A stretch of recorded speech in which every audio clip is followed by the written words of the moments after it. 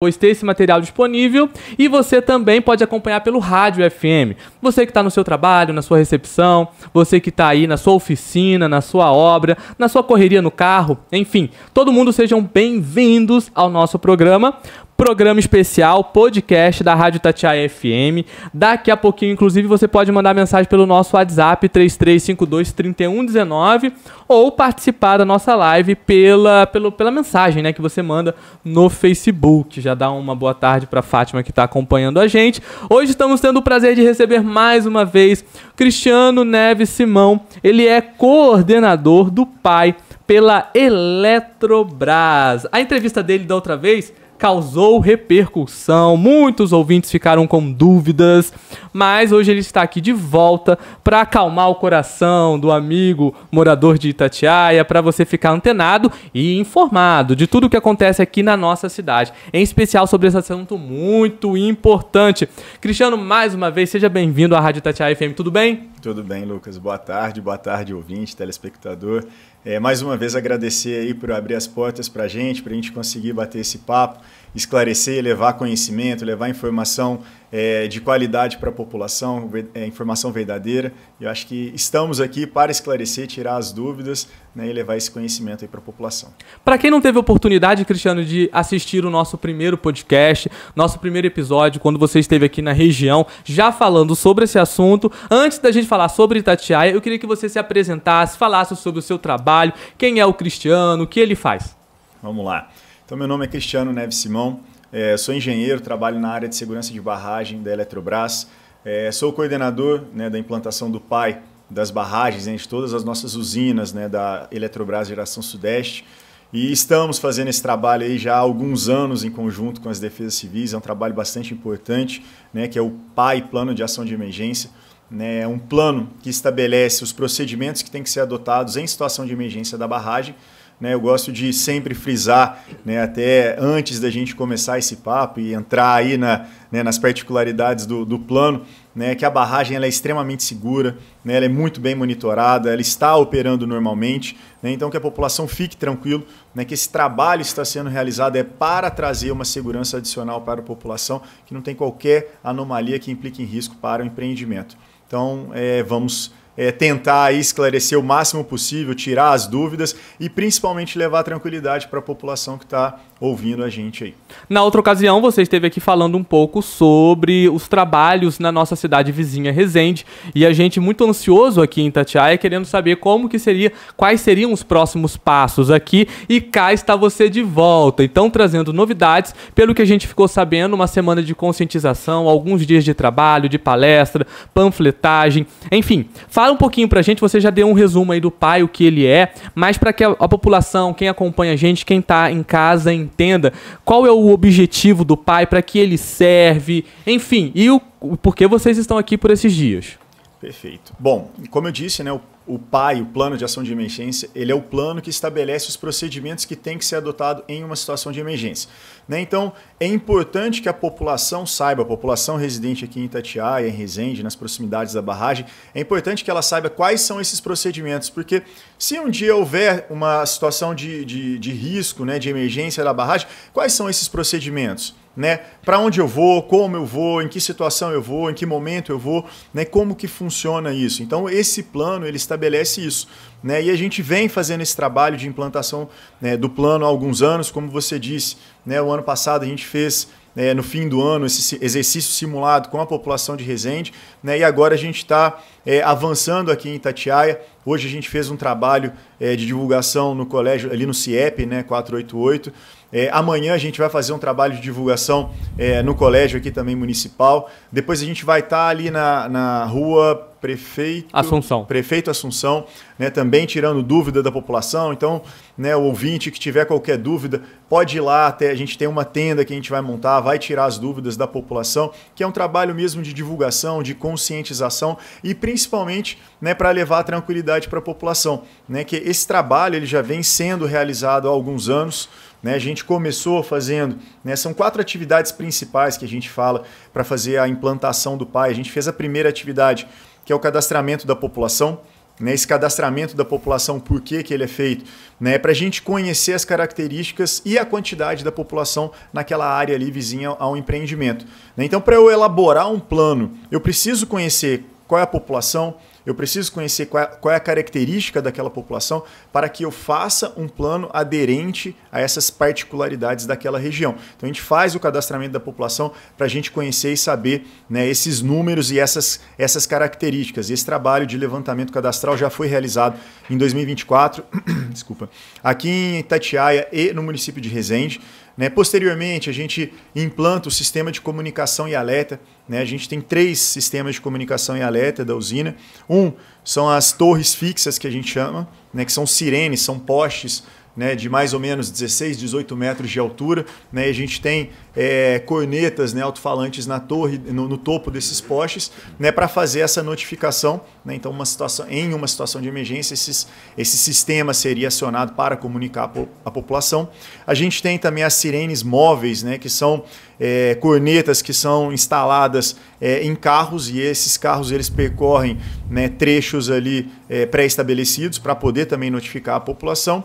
E a gente tem também um aplicativo que se chama Alerte Indivíduo. É um aplicativo gratuito, inclusive, né, o ouvinte, o telespectador, baixe o aplicativo, coloque no seu celular, né, porque ele é importante, porque ele tem comunicação, ele tem informações da usina, e principalmente a gente consegue estabelecer uma comunicação, né, entre o empreendedor, Defesa Civil, com a população. Né? Então, em uma situação, não só para uma situação de emergência, mas, por exemplo, se a gente vai implantar agora, né, as placas, que é uma atividade que a gente vai fazer na sequência, a gente já notifica a população através desse aplicativo. Né? Se a gente vai fazer um exercício simulado, a gente notifica a população através do aplicativo. Então, a gente consegue estabelecer um canal de comunicação rápido e direto, né, entre o empreendedor e a população aqui próxima do empreendimento. Então, é importante que a população baixe, se cadastre no aplicativo. Vou repetir, Alerte Indivíduo, né, um aplicativo gratuito, né, para baixar e ter essas informações. Né? A próxima etapa, que é o que a gente já fez lá no município de Resende, né, na área próxima da usina, e a gente vai começar a fazer aqui em Itatiaia entre a semana que vem e a outra semana, que é a implantação das placas de sinalização. Essas placas de sinalização são placas de rota de fuga e placas de ponto de encontro.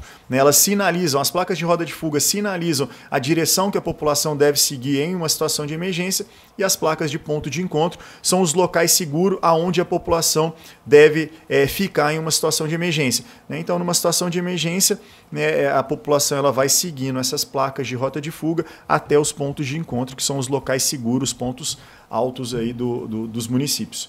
E por fim, né, a última atividade é o exercício simulado que a gente faz com a população. Fizemos em dezembro do ano passado em Resende, e agora a nossa expectativa é de fazer entre abril e maio desse ano, fazer esse exercício simulado com a população de Itatiaia.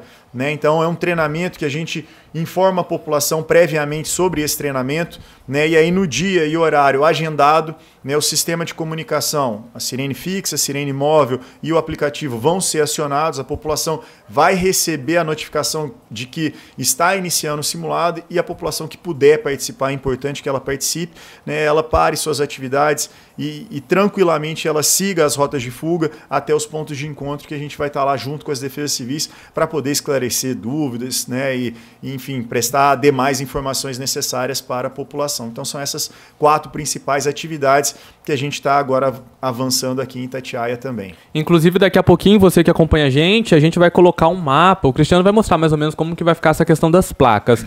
Cristiano, e como que funciona? Na outra entrevista, a gente perguntou sobre o estudo, como que é feito essa análise e por que isso agora? Uma das dúvidas que muitos ouvintes, depois que você esteve aqui, entrou em contato com a gente, porque todo mundo falava, mas se não tem risco, por que então eles estão fazendo isso agora? As usinas já existem há tanto tempo, as represas já estão há tanto tempo, isso já não era para ter sido feito antes. Enfim, a gente na outra ocasião até falou um pouco da cultura brasileira, que nós não temos o hábito de fazer isso, enquanto outros países que sofrem com catástrofes naturais, terremotos e outras coisas mais, já têm o costume desde a escola. Enfim, por que isso agora? Já tentando responder um pouco as dúvidas dos ouvintes. Perfeito. Essa é uma pergunta, né, uma preocupação que de um modo geral a população tem, eu acho bastante válido e importante a gente esclarecer. Né? Então, esse trabalho ele é um desdobramento, né, da Política Nacional de Segurança de Barragem. Né? A política ela é de 2010, é a Lei 12.333 4, né, de 2010, ela estabelece uma série de exigências ali naquela primeira legislação. No entanto, após os acidentes que ocorreram, Mariana, Brumadinho, né, eu acho que eles pegam a legislação e lições aprendidas, né, daqueles casos e trazem novas exigências e novas determinações que visam trazer ainda mais segurança para a população, né? Então, o plano de ação de emergência ele já estava estabelecido, mas ele vem de uma forma mais rigorosa e mais ampla, que visa trazer exatamente mais segurança para a população, né? Então, quando a gente fala no empreendimento, as pessoas, é porque a barragem agora está com risco. Não, né? Toda a estrutura, a gente está aqui embaixo de uma estrutura, essa estrutura ela tem um risco de rompimento, esse risco é baixíssimo, né? A gente confia na construção dessas estruturas, né? Então eu sempre faço essa analogia, a gente está andando na rua, eu não posso dizer que o risco é zero de cair um raio na cabeça de uma pessoa. Existe esse risco, mas esse risco é baixíssimo. E a usina é a mesma coisa. Existe o risco, mas o risco é baixíssimo, próximo de zero, né? Mas o que a legislação ela traz? Ela estabelece, mesmo sabendo que o risco é quase nulo, vamos olhar para aquela situação em função da dimensão e do impacto e vamos estabelecer os procedimentos. Por quê? Pode ser que eu nunca use, né? E a gente faz esse trabalho para que nunca seja necessário. No entanto, se existir uma situação de emergência em qualquer empreendimento, ainda existem os procedimentos pré-estabelecidos para que a população possa saber o que fazer, né? Então, hoje, né, vamos pensar, na verdade, anos atrás, 20 anos atrás, se existisse uma situação de risco na barragem, o que a população faria? Né? Por menor que fosse o risco, mas se tivesse essa situação, o que a população faria? A população não sabe o que fazer.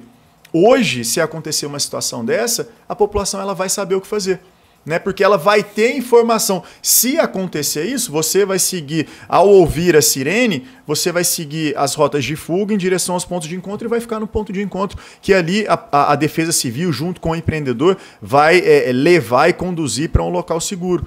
Né? Então, hoje, a gente está estabelecendo esses procedimentos. Então, são procedimentos que visam trazer uma segurança adicional. E Lucas, eu gosto também sempre de fazer essa analogia, porque as pessoas ficam um pouco impactadas quando a gente fala de plano de ação de emergência para a usina hidrelétrica. Mas eu tenho certeza que a maioria dos ouvintes, ao entrar num edifício maior, num teatro, né, num hospital, eles já viram aquelas placas verdinhas, um bonequinho correndo, né, que aquilo ali é uma placa de rota de fuga. Tem ali em alguma localidade um extintor de incêndio. É porque aquele empreendimento, aquele edifício está caindo, que tá pegando fogo? Não, não é. É porque alguém foi ali e olhou. E que bom que alguém foi lá e estabeleceu os procedimentos de segurança. Porque se existir, por menor que seja esse risco, mas se existir uma situação de emergência naquele prédio, na barragem ou em qualquer estrutura, alguém já olhou e já estabeleceu os procedimentos e a população já vai estar treinada para saber como proceder. Ela vai saber exatamente o que fazer, em que momento fazer, para onde ir, para se colocar numa condição de segurança. Então é extremamente importante. Então esse trabalho está sendo feito agora por causa do desdobramento da legislação. Isso não significa que a barragem está com risco, que tem qualquer problema. A barragem hoje se encontra na condição verde, né? Eu até falei da última vez, a gente tem 4 níveis de segurança da barragem. Nível verde, nível amarelo, nível laranja e nível vermelho. Quando a gente fala de PAI, né, Plano de Ação de Emergência, a gente está falando entre laranja e vermelho, já é uma situação próxima de ruptura. Né? Então, só para conhecimento, nós nunca tivemos nenhum empreendimento nosso na condição de emergência, né, vermelho, nunca tivemos. Né? No entanto, mesmo assim a legislação estabelece que a gente olhe para aquela condição e estabeleça os procedimentos. E é isso que a gente está fazendo. E hoje o empreendimento está na condição verde, não tem qualquer anomalia que implique em risco para o empreendimento. Mas ainda assim a gente está fazendo porque a legislação determina, porque a legislação está preocupada com trazer mais segurança. Vamos levar ainda mais segurança para a população. E esses procedimentos, ele é feito estudo como? Nunca entrou água, nunca chegou água aqui, nunca a gente teve essa dúvida, apesar de você também ter esclarecido um pouco. Mas assim, como é que eles sabem que a água vem aqui? Como é que isso acontece? Nunca houve. Então, como que é feito isso? Perfeito. Esse estudo ele foi elaborado por nós mesmos lá da Eletrobras, né, a nossa área. A gente faz uma simulação num software, né, que chama RecRAS. Ele é um software desenvolvido pelo Exército Americano. né? E aí esse software a gente faz uma simulação hidráulica. Então como que é feito? A gente coloca a barragem com o reservatório e toda a topografia do Vale de Jusante, que a gente chama, que é depois da barragem, né? E aí a gente faz a simulação, se romper a barragem, tiver uma brecha nessa barragem, o que acontece? Então esse software ele faz essa simulação e ele vai identificar os locais que são afetados, quanto tempo que vai demorar para chegar a onda, qual o nível da água, qual a velocidade da onda. A gente consegue obter todas essas informações através de um software, né, de uma modelagem matemática desenvolvida pelo Exército Americano. Então, assim a gente consegue obter os resultados e esses resultados é que subsidiam a elaboração do plano de ação de emergência. Porque, por exemplo, a gente estabelece os pontos de encontro. Esses pontos de encontro são que a gente fala são os locais seguros que a população deve se direcionar numa situação de emergência. Como é que eu vou saber quais são esses locais? Através desse estudo, eu tenho uma mancha da área que seria hipoteticamente afetada na ruptura e aí eu consigo estabelecer um ponto que fique fora dessa mancha, que é um local seguro para a população. E isso para todo o restante do plano, né, é consequência desses resultados. Inclusive, para a elaboração dos planos de contingência dos municípios, eles fazem esse plano de contingência da ruptura da barragem com base nesses resultados dessa modelagem matemática do software REC-RAS. E o que acontece, a gente também teve essa dúvida, daqui a pouco eu quero ainda falar sobre a quantidade de placas, onde vão ser colocadas essas placas na próxima semana, mas enfim, antes ainda uma dúvida de um ouvinte sobre a questão de, eu tenho um cachorrinho de estimação, eu tenho um idoso, eu participo do simulado, não participo do simulado, pessoas que têm problema de saúde, pessoas que têm dificuldade de locomoção, com relação ao simulado e com relação à situação hipotética. Uhum. Perfeito. O cadastramento da população, que foi a primeira atividade que eu falei que a gente faz, né, para começar a implantação do PAI, ele é extremamente importante por causa disso. Então, quando eu falo que eu preciso saber a quantidade da população e a característica da população, é isso. Eu preciso saber, eu tenho pessoa idosa, eu tenho pessoa com alguma deficiência de locomoção, alguma deficiência auditiva, porque a minha sirene é um alarme. Se eu tiver alguém com uma deficiência auditiva, ela não vai escutar. Então, eu preciso estabelecer um procedimento específico para aquela pessoa. Eu tenho alguém com uma deficiência visual, né? Então, entender as características, as particularidades da região, para que eu possa preparar um plano de acordo com essas características. Então, Lucas, esse plano ele é extremamente extenso e extremamente complexo, porque quando a gente fala do plano, a gente está falando aqui de um vale, né, esse estudo ele vai por 250 quilômetros, né, e ele passa por Itatiaia, por Resende, por Porto Real, Barra Mansa, Volta Redonda, Três Rios, né? Uma série de municípios aí que estão às margens do Paraíba do Sul, e você estabelecer todos os procedimentos para toda essa área é algo bastante complexo. Então a gente vai fazendo esse trabalho por etapas, né? E vai aprofundando. Então hoje a gente fez um levantamento através do cadastramento da população, a gente faz um levantamento dessas pessoas que têm essas características, qualquer tipo de deficiência. Uma próxima etapa vamos estabelecer agora qual é o procedimento em conjunto com a Defesa Civil, qual é o procedimento para resgate dessas pessoas. Eu tenho uma pessoa aqui nesse bairro, eu tenho nesse, então você vai estabelecer esse procedimento em uma situação real de emergência, a gente vai passar um veículo nessas localidades, fazer o resgate dessas pessoas antes do acionamento, né, de forma tempestiva, de forma prévia a qualquer situação de risco iminente. Né? Para o simulado, então, eu falei aí de pessoas, né, mas você perguntou também de PETs. Né? Então, PETs é outra informação que a gente levanta no cadastramento e também existe um procedimento específico. Hoje, para PETs, a recomendação ao fazer a evacuação, leve o seu PET para o ponto de encontro. No ponto de encontro, a gente tem já um processo automático de registro, de cadastro e de separação. Né? Então a população ela vai para um abrigo específico para a população, né? na situação de emergência real seria dessa maneira, e o PET ele vai para um abrigo específico de PET já cadastrado, já registrado, vai levar um transporte específico para poder levar esses PETs. Então a população ela vai com o PET até o ponto de encontro e ali é feito dessa maneira essa separação, né? Cada um para o seu abrigo específico, com o seu transporte específico. Né? Então, é um trabalho que é uma evolução, esse trabalho trabalho ele é dinâmico, é vivo, a gente sempre fala que esse documento ele é vivo e ele vai atualizando e aprimorando e cada vez mais ele vai entrando na minúcia, né, nessas particularidades aí do plano de ação de emergência e dos planos de contingência. Eu já estou falando coisas aqui que tem uma interface desses planos, né, o plano de ação de emergência do empreendedor e o plano de contingência do município. Então tem essa interface. Então o objetivo é que a gente evolua a ponto de ter todo esse detalhamento em todos os planos.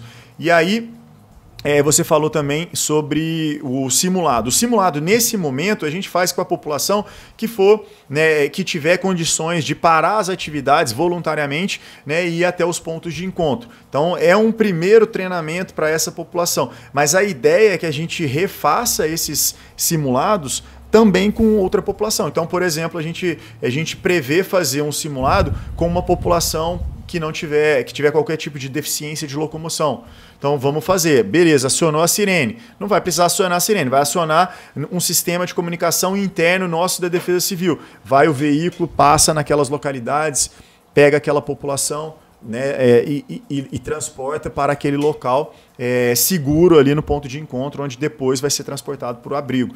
Então a gente também vai fazer esses treinamentos. Então é isso, é um processo gradual. A gente vai fazendo, faz em um bairro, faz em outro, depois tenta fazer em todo o município. Às vezes a gente está fazendo agora só as atividades, os procedimentos do PAI. A gente pretende, num momento, fazer o procedimento do PAI junto com os procedimentos do PLANCOM, né? Então é uma evolução, uma construção conjunta que a gente vai fazendo. Falando em construção conjunta, daqui a pouco eu quero saber sobre essa questão da responsabilidade da Eletrobras e da Prefeitura. Como você citou, a partir de agora, a Eletrobras e a Prefeitura vão realizar essas ações de comunicação e também tem a questão das placas, enfim, tem responsabilidades.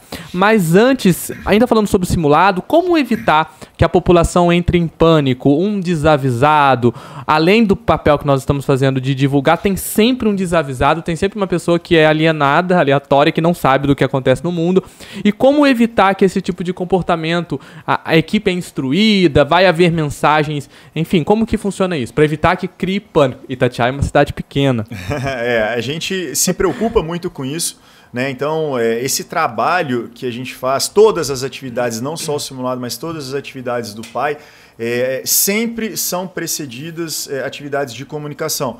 Então a gente faz atividade de comunicação para tentar alcançar o máximo de pessoas possível, levando a informação correta, levando a informação verdadeira e principalmente tranquilizando a população dessas atividades que a gente está fazendo. No entanto, infelizmente, né, algumas pessoas acabam a informação acaba não alcançando toda a população e tem pessoas desavisadas que acabam ficando preocupadas. E aí o que eu recomendo, procure vias oficiais.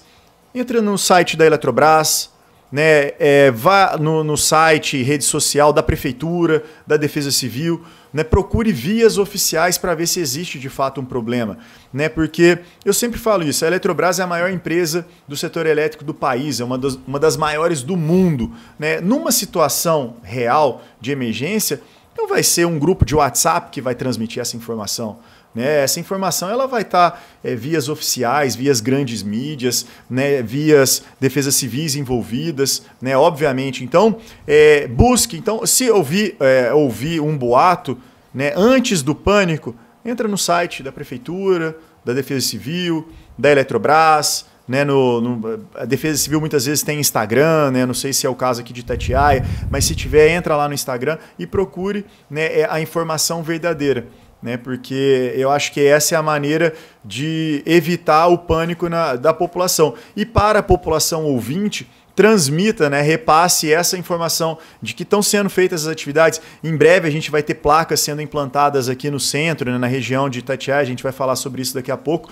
Né, mas quando muito provavelmente, infelizmente, vão surgir boatos e fake news a respeito dessas placas, né, e a população ouvinte pode tranquilamente falar, não, essas placas eu vi lá, ouvi na rádio lá, né, o pessoal tratou, é um trabalho que está sendo feito relacionado ao PAI, que é para trazer mais segurança para a população, é para sinalizar, né, a região.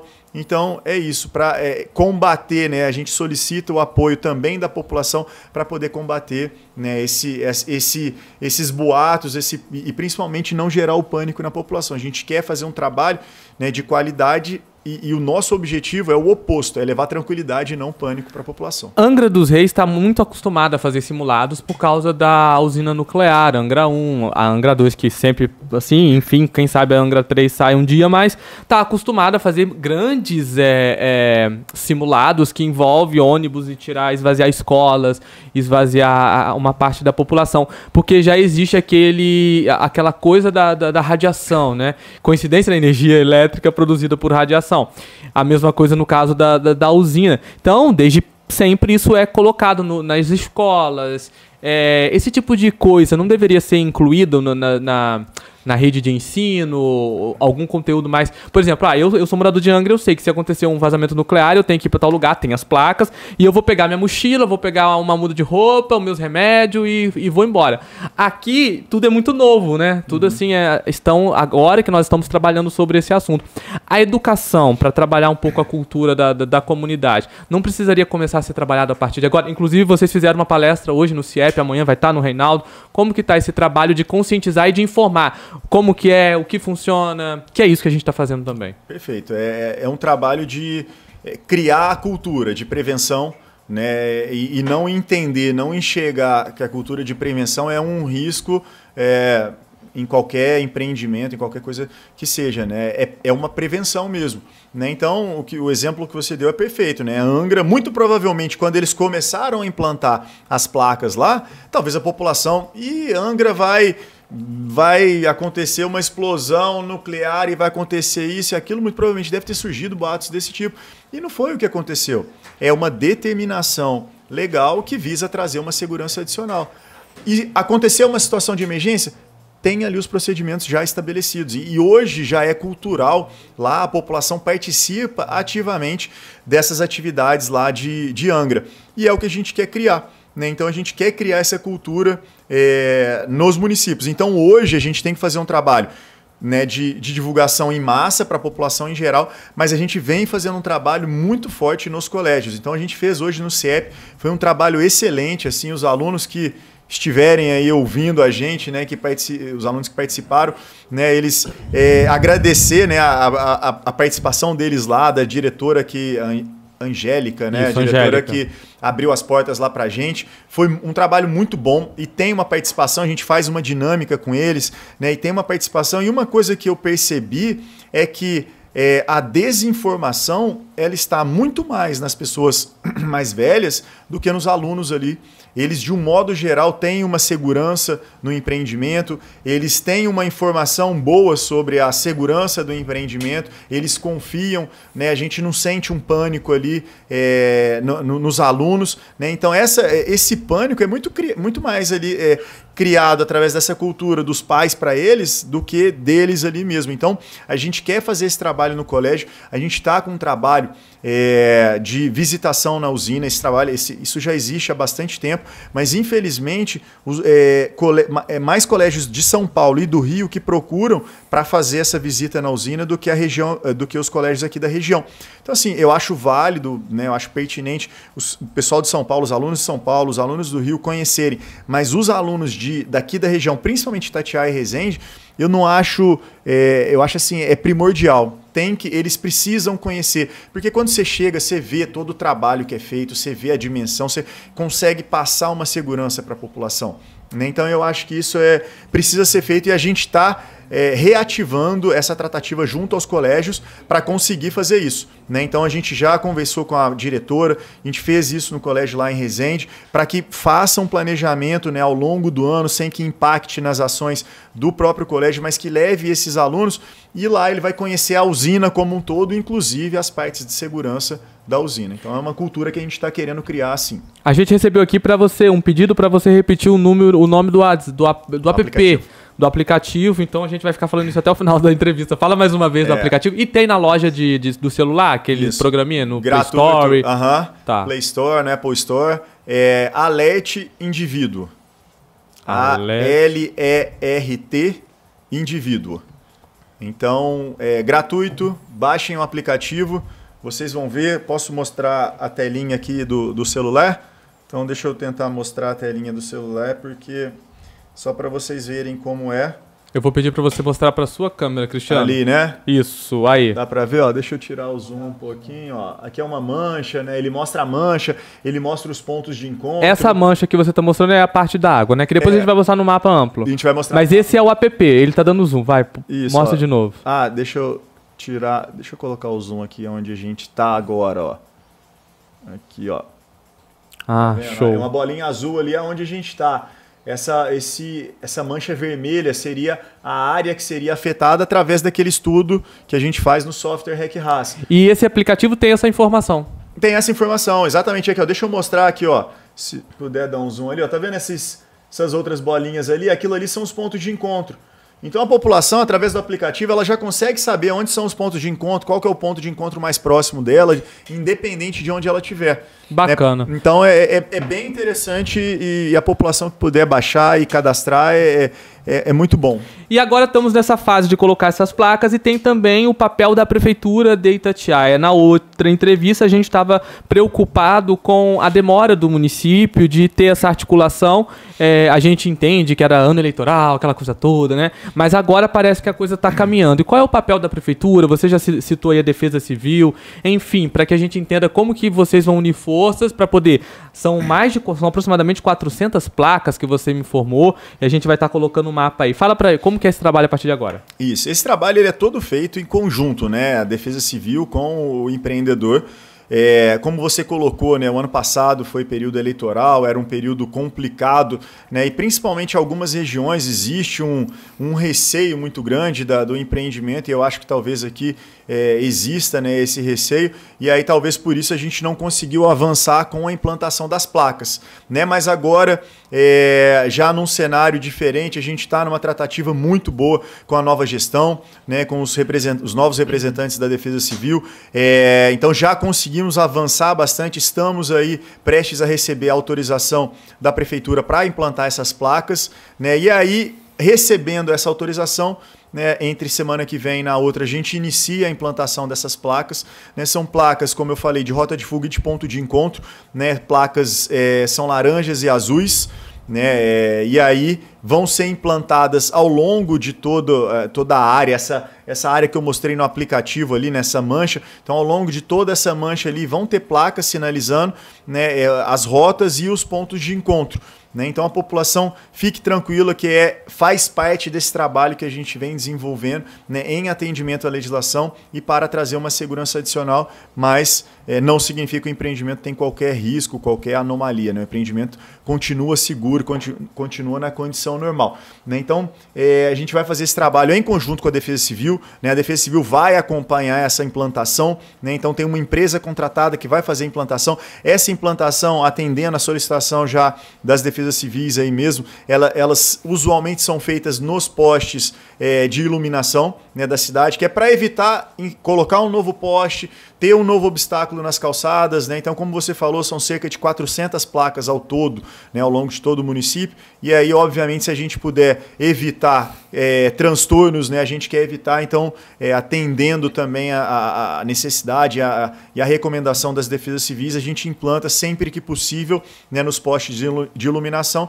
né, obviamente, desde que isso não impacte, não cause nenhum problema também para o poste ali onde a gente vai implantar. Então, vai estar sendo implantado essa empresa, né, o pessoal da Eletrobras, a empresa chama Mineral, o pessoal da Eletrobras e a Defesa Civil fazendo esse trabalho em conjunto. Então, para a população entender, a partir da próxima semana vão começar a ser instaladas essas placas e, por exemplo, aqui a água chegaria. Então, a plaquinha vai estar com uma setinha dizendo para eu ir para o local seguro para o ponto de encontro mais próximo daquela localidade onde eu estou. Por exemplo, aqui onde a rádio está, a água chega. Então aqui teria uma plaquinha numa esquina, num poste, apontando qual é o local mais seguro, com um símbolo, né? Um homenzinho andando, com uma setinha, não sei como é que é. Assim que for instalado, a gente vai acompanhar para poder estar informando você, amigo morador. E no local onde for um ponto seguro, vai estar lá uma plaquinha. Aqui é seguro. É tipo isso, né? Perfeito, exatamente. Então, no local da mancha vai ter as placas de rota de fuga, que é um bonequinho correndo com uma seta direcionando para onde a população tem que se direcionar.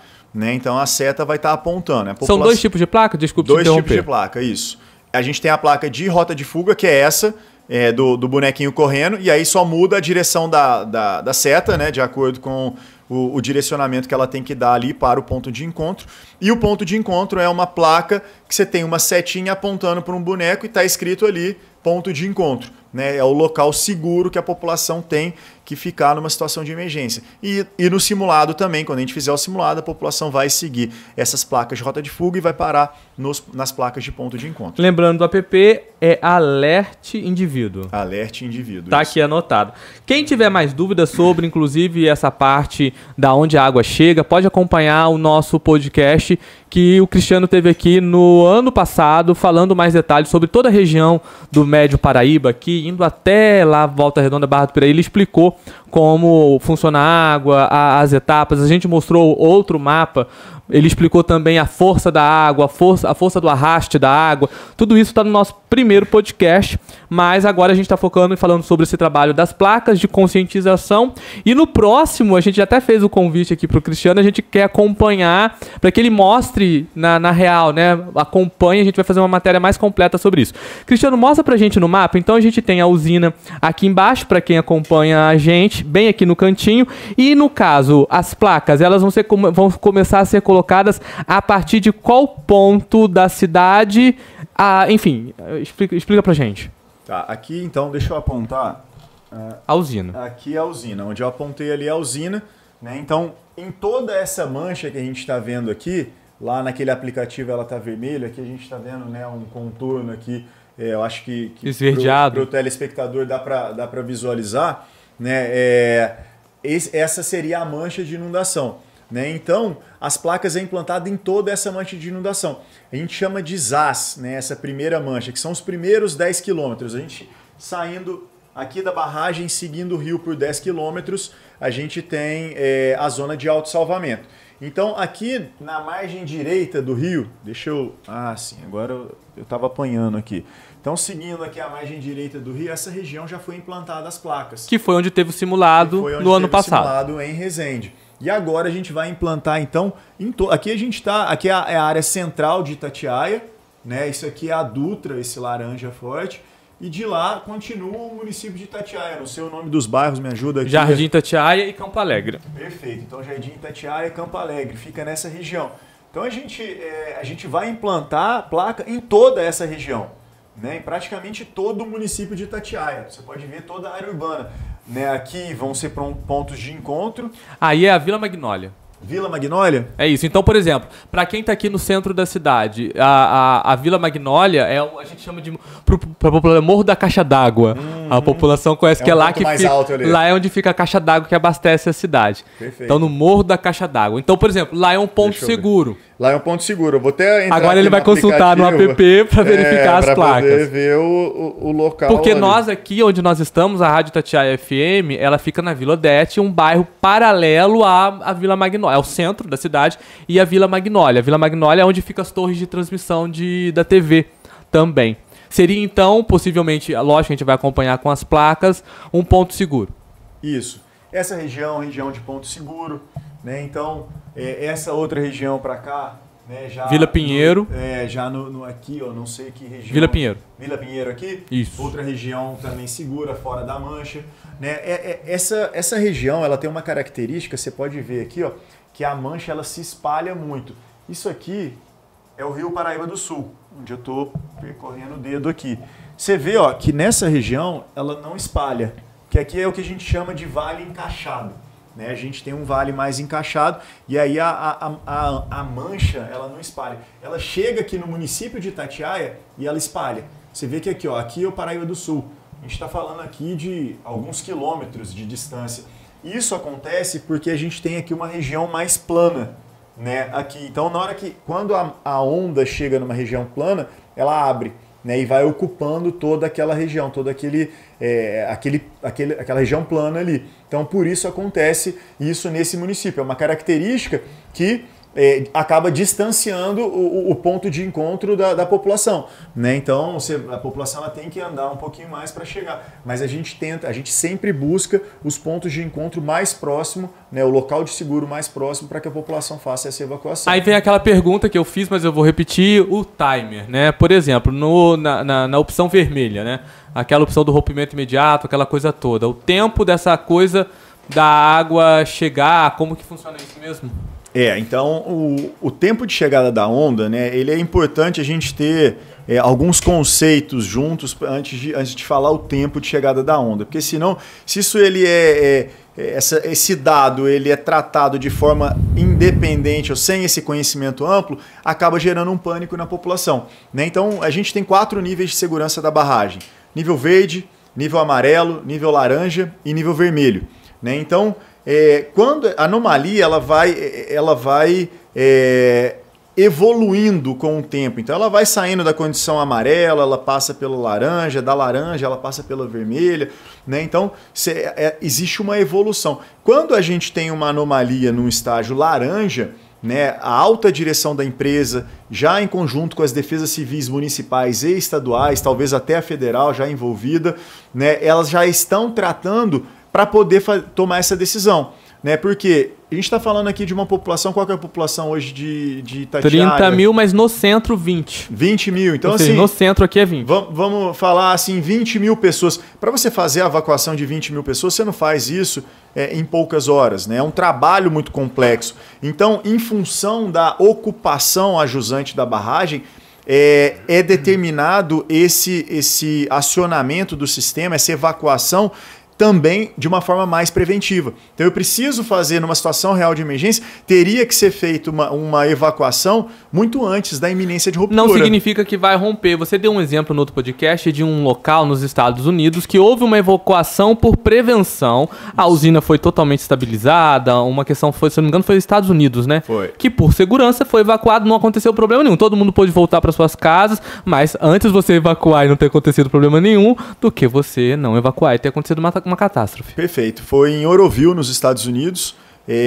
Salvo engano, 120 mil pessoas é a população ali que seria afetada naquela ruptura, né, do município ali próximo, e eles fizeram a evacuação desse município, né? Como você disse, felizmente não houve o rompimento, mas eles, por precaução, fizeram a evacuação, né, para que a população pudesse sair e ficar em local de segurança, né? Então, é a mesma coisa. Então, uma situação em que você tem uma ocupação muito grande, muito próxima do empreendimento, você precisa levar isso em consideração para que, né, se eu tenho uma anomalia em um estágio mais avançado, eu vou fazer uma evacuação muito antes da iminência de ruptura.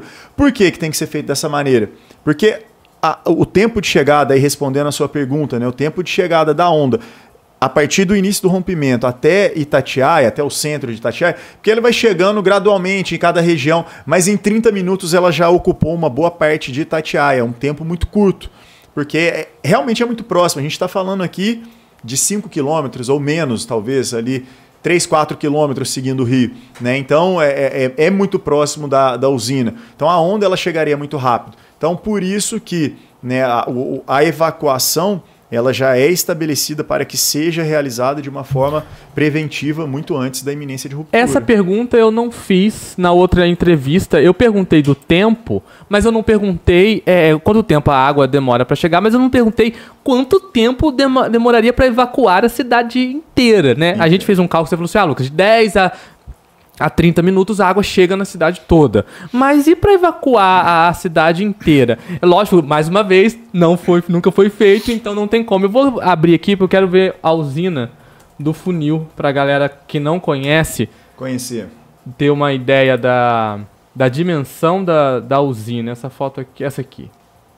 Acho que essa aqui tá legal. Vamos ver se ela abre numa tela mais cheia, pra galera poder ver a represa do funil. Não tá tão tela cheia assim, mas Vamos ver essa primeira. A represa do funil, jornal A Voz da Cidade. Um abraço pro pessoal da Voz da Cidade. A represa do funil, ela fica bem aqui no topo. Ah, essa sim, tá legal. Tá melhor, é. Tá legal.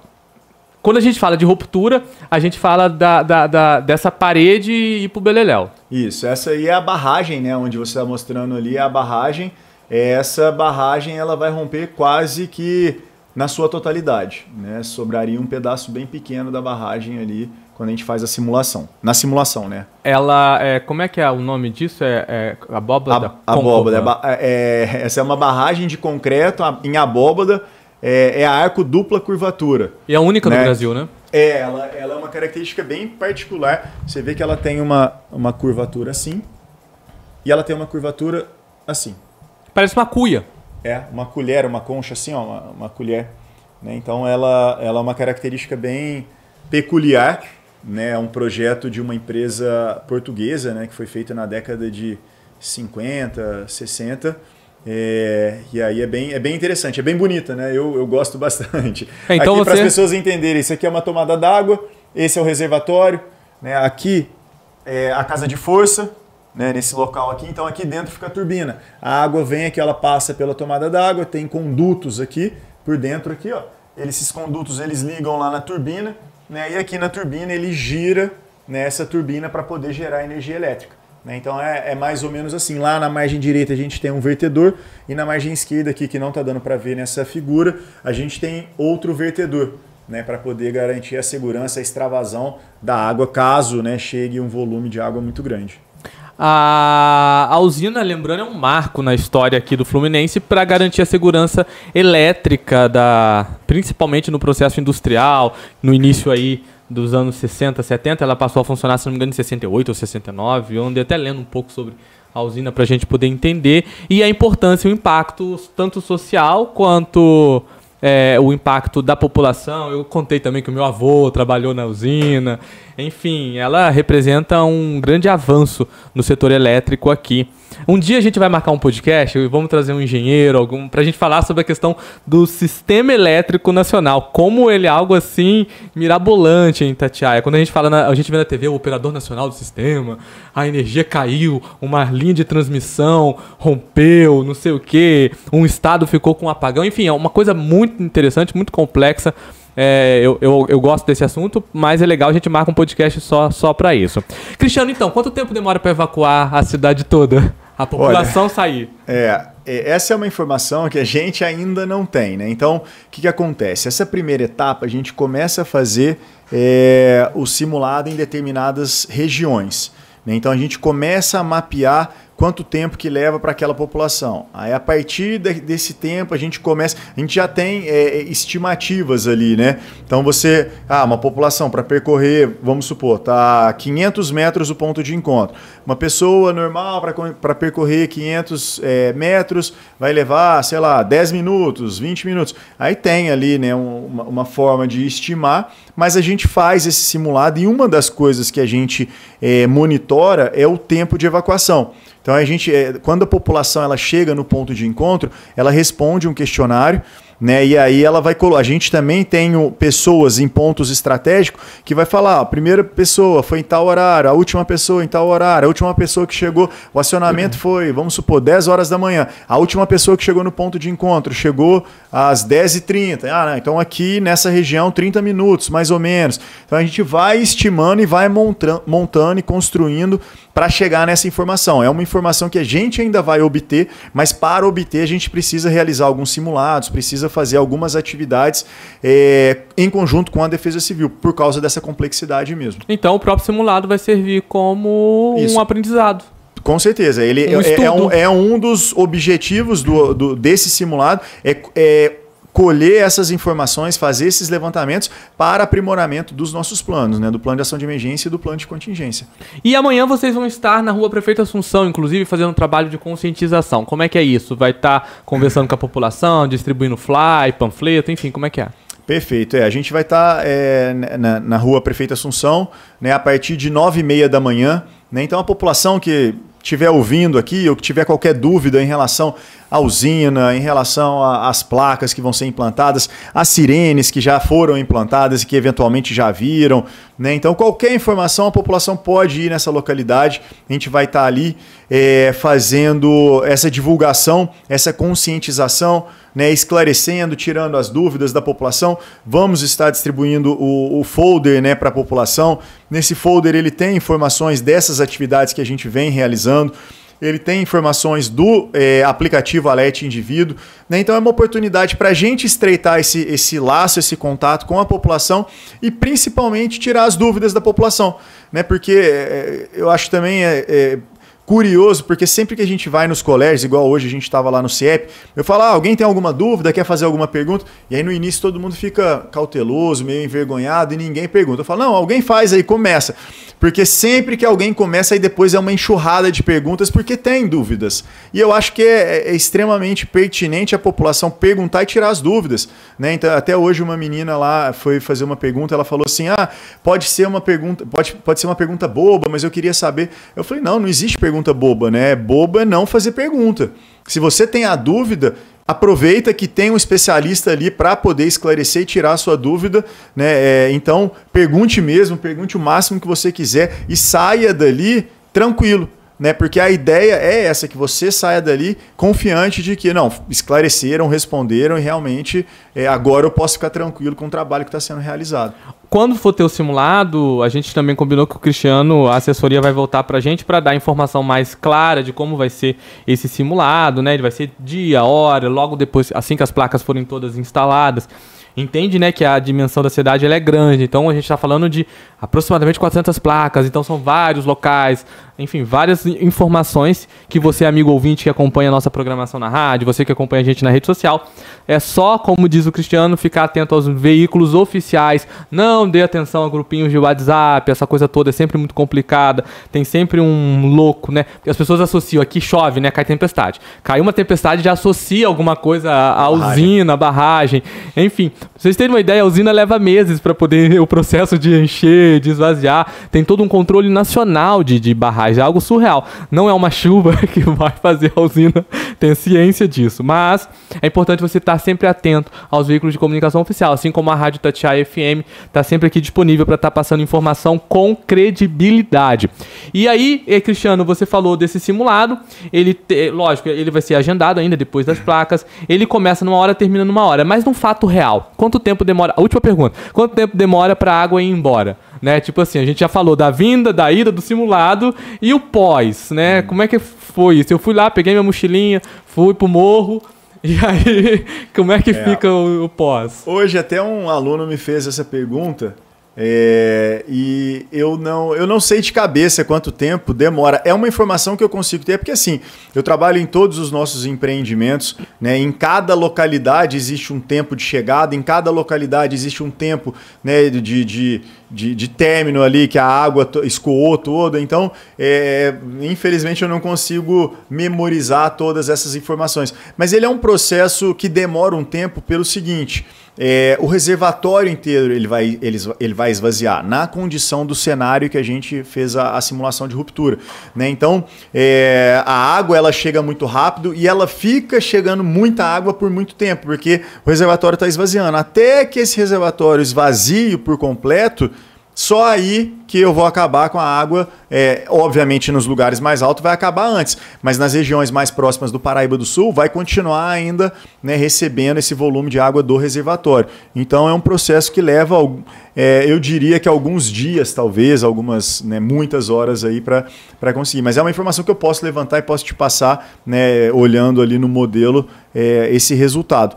Então é uma informação que tem, né, mas eu não sei, infelizmente eu não sei de cabeça.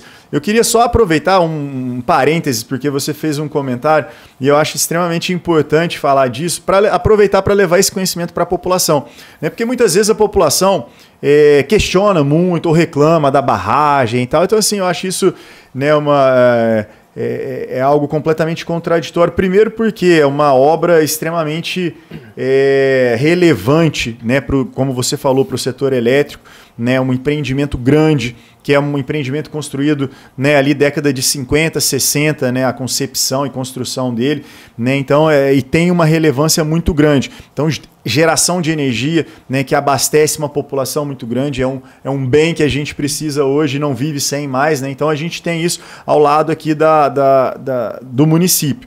Né, mas principalmente... eu gosto muito de falar, você falou assim, às vezes chove muito e tal, a população fica com medo. E isso é um dos benefícios que a barragem traz também. Então, além da geração de energia, a barragem ela reduz problemas de cheias nos municípios, em todos os municípios aqui do Paraíba do Sul. E como que isso acontece? Você consegue abrir aquela foto do reservatório de novo? Uhum. Se você conseguir abrir, ela vai ser boa e vai ser uma boa oportunidade para a gente trazer essa informação para a população, para conseguir entender um pouquinho. Né? Então, não, é a foto da usina mesmo, que você abriu no... Aí. Cadê ele? Se a propaganda do jornal deixasse, né? Vamos abrir de novo. Vamos ver se ela deixa a gente abrir. Porque aí a gente consegue mostrar um pouco. Se não der, não tem problema. Ele vai abrir, não? Acho que tem que clicar dedicar agora, né? Vê aí se ele vai deixar a gente mostrar. Aí, ó. Deixou. Deixa eu ir aqui. Então, isso aqui é o reservatório da usina de Funil. O que acontece? Né? A gente tem uma operação desse reservatório e esse reservatório ele oscila, como você falou. Ele abaixa e ele sobe de acordo com a época do ano, de acordo com, né, o regime hidrológico. Mas esse reservatório, quando a gente vai chegando no período de cheia, existe um conceito que a gente chama de volume de espera. O que significa o volume de espera? A gente está aqui, ó, você consegue, não sei se, né, o telespectador ele consegue visualizar, mas existe, né, uma altura do nível d'água até o nível da barragem. Né, é uma folga. E isso a gente está falando num espelho d'água de 40 km². Então, quando eu falo 1 metro em 40 km², é um volume de água muito grande. Então, o que significa? Quando a gente tem uma chuva muito grande para cima da barragem, uma parte da água, uma boa parte da água, fica retida aqui. E só uma parcela pequena é que passa pela barragem. E o que significa isso? Significa que o fato de ter uma barragem aqui implica em muito menos ocorrências de inundação a jusante da barragem. Então a gente tem vários locais aqui que chove um pouco e ele inunda. Se não existisse a barragem, iria inundar com muito mais frequência. Porque muitas vezes chega uma vazão aqui de 1.000 metros cúbicos por segundo. Vai passar 300, vai passar 400, vai passar uma vazão muito menor. Esses outros 600 metros cúbicos por segundo, que iria causar um dano lá embaixo, ele está acumulando, ele está ficando aqui no reservatório para acumular. Então vai aumentando o nível do reservatório. Né? Então ele consegue fazer essa acumulação e aí o que ela faz depois com essa acumulação? Ele gera energia no período que chove menos. Então ele acumula água no período de cheia, né? Reduz danos de inundação a jusante, né? Então ele protege os municípios de jusante. E no período de seca, que tem pouca chuva, ele usa essa água para ir gerando energia. Então é um conceito que, além da geração de energia, a barragem é um dispositivo que protege os municípios aí à beira do Paraíba do Sul. E são vários municípios. São vários. Então quando você fala isso, a gente aplica, além de Itatiaia, você vê Resende. E tem uma foto histórica de Resende que a água chega, antes de 1950... ela chegava até a rodoviária velha. E que a ponte de metal, hoje em dia, a ponte de ferro, ela tinha uma extensão e que chegava até o outro lado, porque a água chegava até ali nas épocas de chuva.